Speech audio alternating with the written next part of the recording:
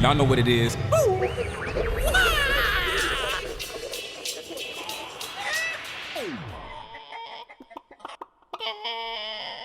In that initial consult, I was actually listening to another podcast you were on where you broke down the fact that you actually charge for that initial consult. You don't do it for free.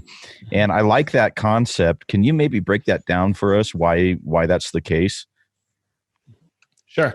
Yeah. And this concept, I think, applies for any type of business that has sort of a knowledge product, right? So if you're a consultant in professional services, if you are a manufacturer who does a whole bunch of engineering work prior to the implementation of a big solution, if you're a marketer or a salesperson and you're trying to figure out a strategy for somebody before implementing it, it only makes sense to me that you would separate that first strategic engagement from the bigger engagement. And so to give you context, the way we do it, we have this process that we call the industrial marketing roadmap. And basically what it is we start by providing a discovery survey to the new client.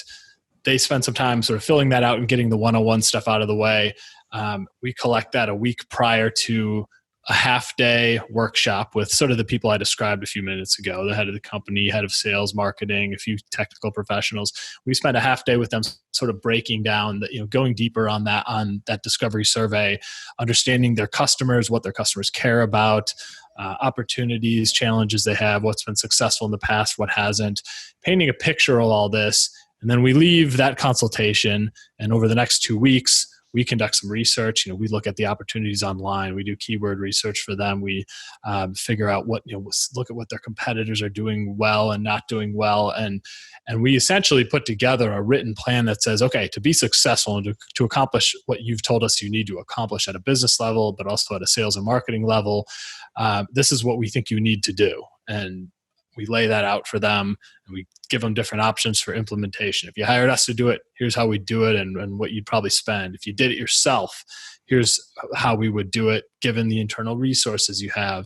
And so, this is a process for us. For example, we charge $5,000 for that process. It's a flat fee. We do it the same way every time. We know this process works and sets people up for success, but they don't have to, make some massive investment to go in and do this. So it accomplishes a lot of things. It helps build trust both ways, right? It helps establish a fit, and it gives them a plan that they can then run with and really, do what they want with. So by having that initial $5,000 fee, do you find that helps your close rate? Because they're not going to go in and do that initial payment if they are not serious about it in the first place. I'm sure that really helps kind of weed out the people who are just wasting your time. Exactly. That's exactly what happens. I think about the way we used to operate a few years ago, and it was, we would still go through this discovery process with the client, but it was all to win the job. And, we were trying to win the big long-term retainer engagement with the client that was going to, pay us some large fee monthly over the course of a year and hopefully turn into a long-term client. And, but it's a lot to ask of someone to make that kind of commitment. And of course, we're going to have to put in a lot of work to prove that, we're capable and can get them where they want to go. And so we'd find ourselves 40 hours into, essentially a pitch, right? And maybe we'd win half of them. But now I have a first conversation with somebody. It takes 30 minutes to have that conversation. And I say, okay, here's our process. I'm going to send you a PDF that outlines it. It's canned.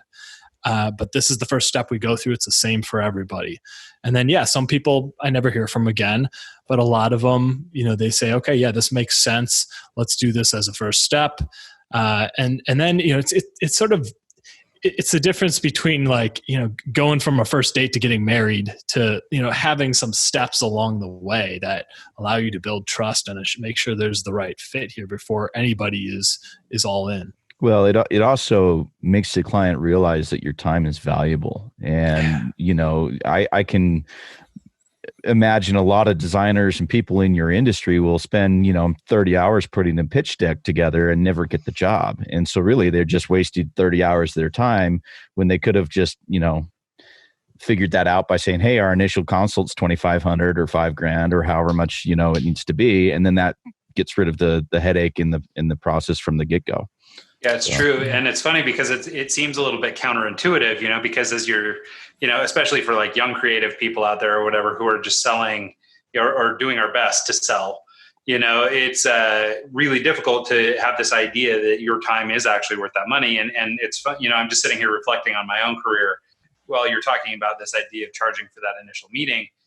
And I mean, I've worked in agencies that we've spent $60,000, $70,000, $100,000 on pitches to just lose them, or on RFPs and things like this.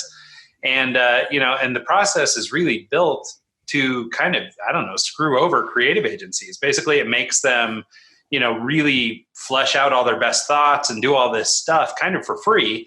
And then you can pick and choose the one you like best and then not, and not pay for the others. And so I think that this is a really refreshing attempt, or like an evolution of sort of agency as normal, and I really like this thing that you're doing. It's great.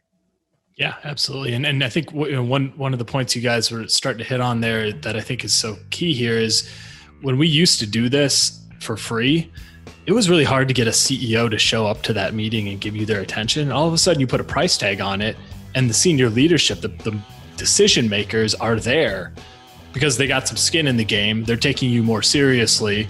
And ultimately, probably what you wind up selling in the end is going to be a higher price tag, because you're not negotiating with, a junior level person. You have the decision maker saying, this is important and we're going to do this right.